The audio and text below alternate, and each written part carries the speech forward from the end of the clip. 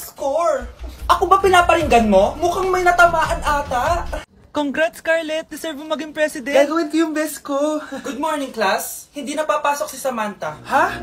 Ano nangyari? Ang balita ko, nag-drop na siya dahil sa sobrang pressure sa nanay niya. Palagi siya pinapagalitan kapag hindi perfect yung score niya. Nagalit din yung nanay niya nung hindi siya nanalo ng president. Kaya, na-depress talaga siya. Kawawa naman pala siya. Anak ko, Jollibee oh! Jollibee! Jollibee! Jollibee! Oh, tulog ka na ulit. Kain tayo dun, mami, sa Jollibee. Nay! Nasusuka ako! Diyos ko! Yan na nga ba sinasabi ko eh! Buntis ka na! Ang harot mo kasi! Buntis agad? Di lang ako sanay sa biyahe kaya ako nasusuka! OA mo! May naririnig na naman ako! Sakit sa tenga!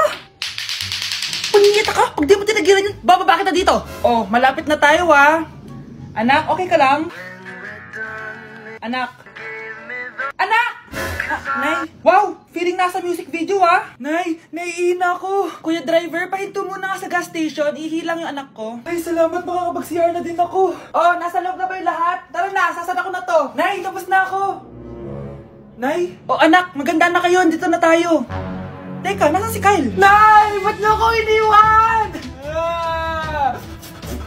Anak! Maganda ka na! Dadating yung mayaman kong boss!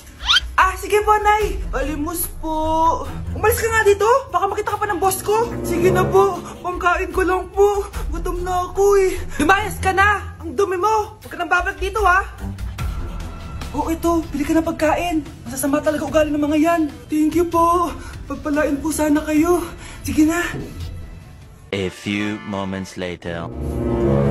Ah, boss. Kamusta? Alam mo naman bakit nandito ako, di ba? Ah, oo. Bibigyan mo ko ng pera. Tama. Dahil ang bait mong tao. Wow, Nay. Yayaman na tayo. 1 milyon ang laman nito. Ah, salamat. Ops.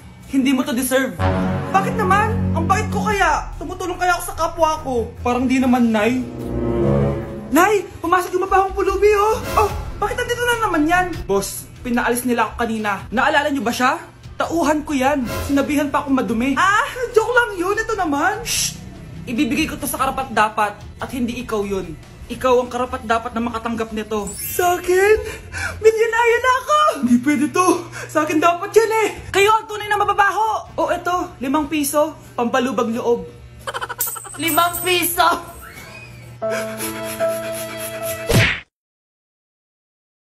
Nay, gusto ko daw makilala ng jowa ko. Ah, sige anak, papasukin mo. Ah, sige Nay. Babe, pasok ka.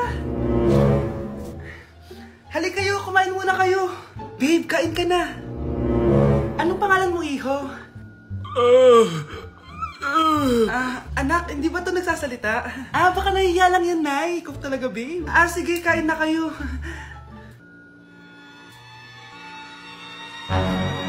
Ah, si Ay lang ako, ah.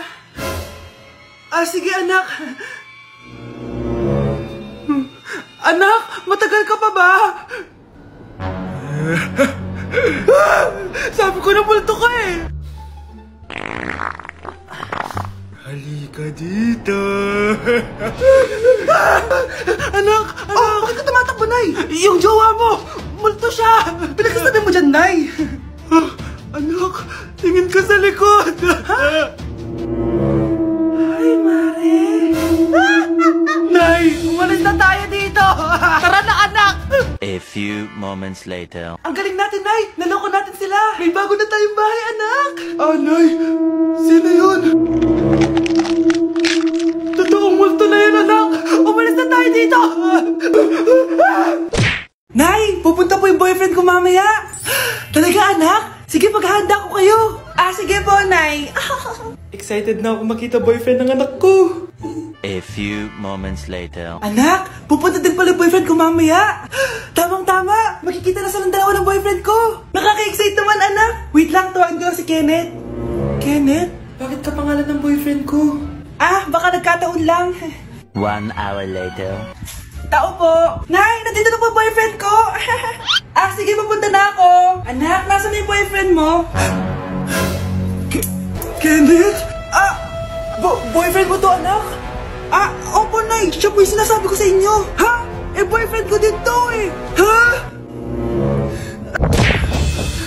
Walang iya ka, manloloko. Lumayas ka dito.